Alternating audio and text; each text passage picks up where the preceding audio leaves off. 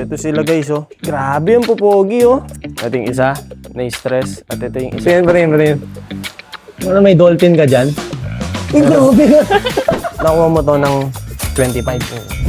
So what is up guys? Today is the perfect day para i-ship na natin itong mga isda na to papuntang Cebu. At hindi lang yan dahil marami tayong agenda ngayong araw na to. Isa na dyan, pupuntahan natin si Job Christian Ong para dun sa mga pellets na gagamitin ko. At the same time, makikita din natin yung mga aquarium setup niya. So excited tong araw na to. Kaya naman, let's go! So ito guys, ito nga pala yung mga isda na ipapaship natin papuntang Cebu. Ito, nagsisimula pala mangulay pero mas maganda yung pearls nito. Grabe, diba? So malaking discount yung binigay ko kay brother dahil napakadali niya lang kausap. At dito guys, kung makikita nyo, nagpre-prepare na ako ng mga kailangan ko. Kasama na dyan yung tubig na inanda ko pa kahapon at saka itong styro box na gagamitin natin. Mas maganda na talaga mag-invest para dito. So ngayon, ito, bibigyan natin ng tubig yung mga plastic.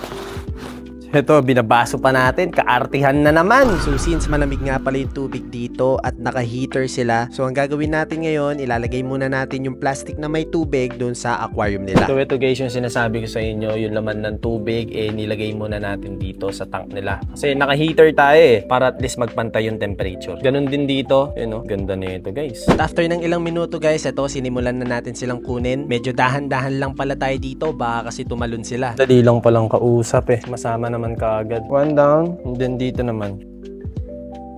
Ito medyo mahirap kausap Pero sumama din. So, ito, nasa plastic na sila. Pakita ko sa inyo. Nasa loob na sila ng plastic. Ito yung isa.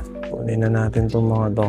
So, 1, then 2. So, ito sila guys, oh. Grabe yung pupogi, oh. Ito yung isa. Na-stress. At ito yung isa.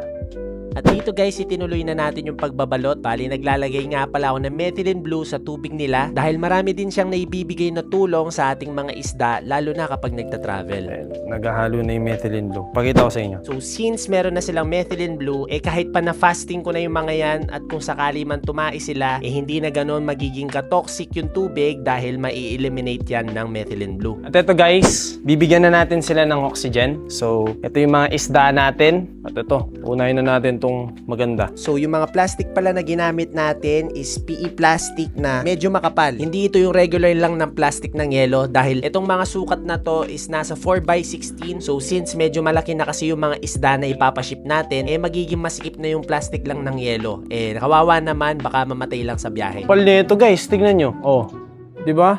Ite-tape naman natin sila ngayon. Mararamdaman mo yung alaga ako sa isda, guys. Ano yan? Capsule? Masyadong ginalingan. Kung nilalagay ko sila kasi dito, medyo maluwang yan. May space. Buti na lang, meron tayong mga tinatago dito na ganito na makakatulong sa atin, no? Ayan, no?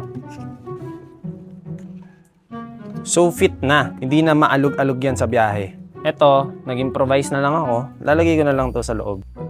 Oh. So, kahit maalog yan sa biyahe, wala tayong problema. Lalagay ko lang ng ganyan yan. And then, yun. So, ganun lang ako kasimple mag-pack, guys. Very minimal lang, no? Makikita nyo naman, no? Very minimal lang. Bigyan na natin ng pangalan to at ipaship na natin. A few moments later. Tao po. Boss, pwede po magtanong, boss? Ano po yan? Saan po yung Tango Auto Parts? Ay, hindi po dito yun, sir. Sabi po kasi dito At ayun guys, nakarating na rin tayo dito sa barracks ni Job Christian. So napakaganda ng mga isda niya dito guys. Kung pwede lang ako mang-uwi, diba? So makikita nyo naman lahat ng mga isda niya dito is show quality. At meron din pala siyang Senko guys. So napakatagal ko na naghahanap niyan. Kaya kung meron kayong fry na 4 out, please PM nyo lang ako. Ito talaga. So nakuha mo to ng 25. Sige guys, change topic. Baka pagalitan lang tayo. Pero ganun pa man, ito pa yung mga iba niyang FH. Sayang nga lang, hindi ako nakapagdala ng plastic. Pre. Ano, may dolphin ka dyan? Grabe ka! Ayan, dolphin.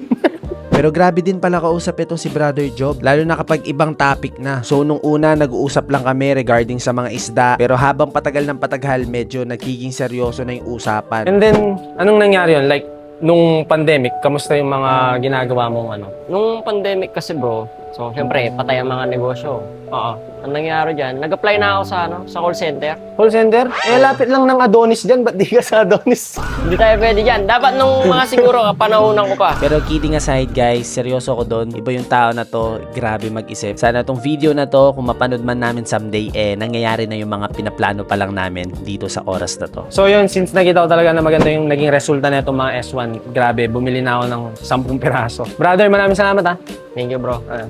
Shoutout to Boss Cholo, Ayun o, maraming salamat, Boss Cholo. Mutant Lab at saka DT Clayfood sa mga tropa yan. Yun. Kaya naman sa mga interesado dyan, message lang kayo dahil marami tayo dito. At makikita nyo naman doon sa ginawa kong review dito sa mga pellets na to kung gaano siya ka-effective. At ayun, mabalik tayo sa usapan. Maraming salamat ulit kay Brother Job Christian dahil pinaunlakan tayong pumunta doon sa barracks niya. So sana marami pa ako mabisitang mga barracks dyan sa mga susunod. Hindi, maraming salamat.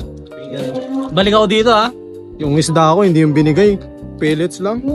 Lugi.